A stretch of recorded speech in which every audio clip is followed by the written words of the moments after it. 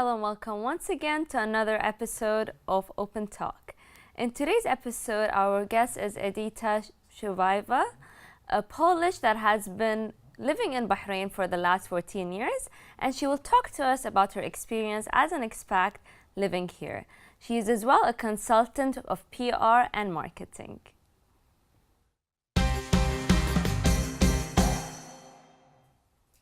Welcome, Edyta, to our program. Thank you. To start with, can you tell me, you have been living here for the past 14 years, what does Bahrain mean to you? Bahrain is my home. I am Polish and proud, but Bahrain has been my home since 14 years. And I am very happy here because of the people here in Bahrain. They make me feel very welcome. They make me get to know the culture, the religion, the habits. And it actually reminds me of Poland during communism time, when people were so welcoming, so humble and generous, and they wanted you to know about their culture and about their nation. So can you tell me about being a PR and consultant in the marketing? Can you tell me about that? Yes, I have been doing projects for government, NGOs, social projects directed to young Bahrainis. As an expat and person who lives here and consider it home, I would love to see this country grow, and how I pass my experience and my knowledge through the young Bahrainis. They are the future of this country. So that's why, bringing the projects that we've done it in the past in Europe and doing them maybe here in Bahrain, it brings me a great pleasure and pride that I can be a contribution to this country. Well, I love those words that you said. Tell me, so you told me about the projects. Can you tell me about few important projects that you have worked on? There are projects directed to women empowerment. In Bahrain, I found, especially Bahraini women, they are very capable. They have very open mind, and they are seeking for knowledge and seeking for education, for experience. And I've worked with a lot of Bahraini women, and I can tell it's a huge potential for them. Either applying those projects in their daily life, their work, and maybe even leaving Bahrain and going and studying abroad. So, so basically, one of your main projects was women empowerment. There is women. Yes, we have women empowerment. There are projects for generally Bahraini youth on different fields as well. Yes. So, could you tell us a few of the projects that you have worked for the Bahraini youth? We did a project about entrepreneurship, because we do believe that young Bahrainis, they are very capable with opening and running their own businesses. We brought speakers, international speakers, to Bahrain. We've done it for 3 consecutive years, and we are planning to do it later this year, another one, number 4. We will be bringing international speakers, business owners, people who can inspire and empower young Bahrainis so they can create their own businesses and be successful. So, talking about successful, can you tell me what was the most successful project that you have worked on? Actually, the very successful one is the ongoing one that I'm working currently. Is bringing Thomson Company. It's a French company, French IT company, to Bahrain. Having Thomson in Bahrain as a factory and the company with a huge history, it will definitely add huge benefits for Bahrain, and it will mark Bahrain on the map. Thomson Company, the owner and the CEO of Thomson Company, Mr. Stephen Francois, he is called in France the Gallic Steve Jobs. So having the Gallic Steve Jobs in Bahrain, it's definitely a huge advantage. And I believe as well it will create a lot of job opportunities for Bahrainis, which is in the same time decreasing the rate of unemployment. And it's supporting the vision of His Majesty the King and royal family with the Vision 2030 about sustainable future. Well, that's very important, seeing these projects happening, and you being a part of it. That's very nice. It gives me a great honor and pleasure. Well, the honor is ours.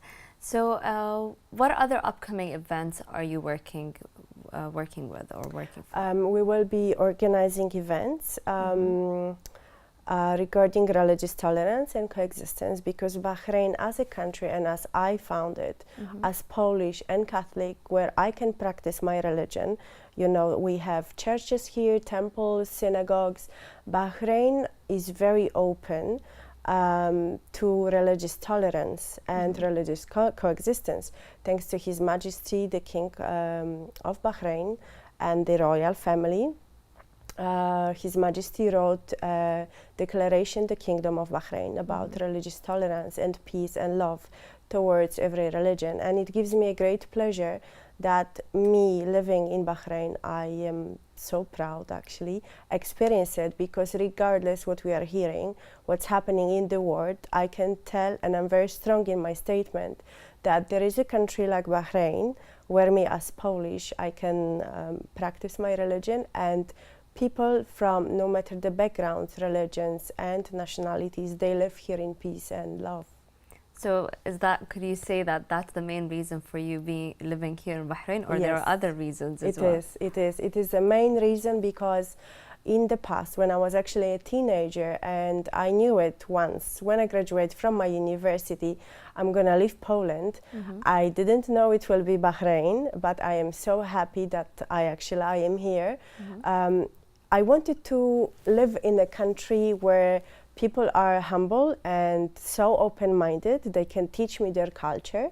They can teach me maybe their language and their habits. They can teach me how they live, how they respect each other. Because this is very important. If you think about the world today, it is very important to have a respect toward one another. Of course, it is. So, tell me more about so you told me that you have chosen Bahrain for the past 14 years. Did you live in any other country other than Poland and Bahrain? Yes, I lived in 4 countries before. Bahrain is my 6th. I lived in Spain, I lived in Italy, Germany and Holland. And right before Bahrain, I was actually in Rome. Okay. And this is the time when I just graduated from my university, and I was supposed to start the work for an airline. But that time, that airline had economical crisis. Okay. And one day I called my friend who studied with me, and we were discussing, because she's supposed to join me in Rome and we're supposed to work together. Okay. In the meantime, she found a country like Bahrain, and she found a job in Bahrain. So she suggested that I could apply, and I did. Okay. And you know, like that time in 2003, I didn't really know where is Bahrain and what is waiting for me here, but I really knew deep in my heart that this is the country that I would love to go, and I know I will be happy with. So yes, here I am, 14 years for now. And do you think you would spend the rest of your life here in Bahrain? I am sure. Yes, definitely, You're sure? yes. Okay. So what really made you really fall in love with Bahrain? 14 years living in a country that's not your own country, but it feels like country. What made you love Bahrain in this way? What really made me feel like home were people of Bahrain, Bahrainis. You know, they have this unique way of welcoming you and showing you how is the country about and what you can do here. And they are so generous and so humble. And they really, the love that they express towards expats, it makes me feel definitely like home. And I can tell you, I've been in many countries. I've traveled to 76 countries, and I lived in few countries before. And I haven't found a country like Bahrain, even though it's a small island. But the jewels of this country, it's their people. And you can see from the leadership itself, with His Majesty the King and royal family, they are giving a beautiful example how people should be nowadays. And it's a beautiful example for the whole world to follow. So, can you tell me, what about the future projects? Like, is there any project that you personally would like to work on? Definitely, it will be on women empowerment. I am in talks with the American television, and they are interested to do a documentary about women empowerment in Bahrain. Nice. And the other one will be Thompson, because it will give the opportunity for Bahrainis to educate themselves, to learn something new. Maybe even to go and work in another countries, you know, with the experience that they will get it here. Of course. Would you like to say any last few words to our viewers, as you have been a consultant in the PR and marketing field? Would you like to tell them, anyone that wants to be in the same field that you are in, would you like to tell them any words? What I would like to say, not only in the PR and marketing field, but to every citizen and every resident of this country, Bahrain, to think about ways how they could be a contribution to this country, because I think it's everybody's duty that we have to be a contribution to this country.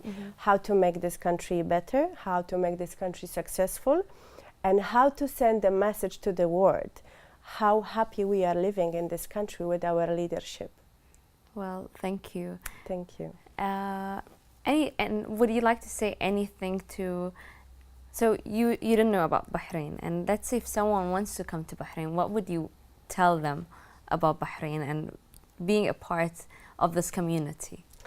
I would like to say that it's an incredible country with a very welcoming people, and whoever will come here would love to come back, definitely. Or maybe I know people, I have friends that they just come for holidays and they decided to stay. So I am sure people would love Bahrain the way I love it. Well, thank you for being with us. It was great having you. Thank you. And I'm sure everyone in Bahrain would, the fact that you said those kind words, I really appreciate it. And I love the fact that you feel your own home. This is my honor and pleasure. Thank you. Thank you. Once again, our guest today was Edita Shubaeva. Thank you for watching Open Talk, and have a good evening.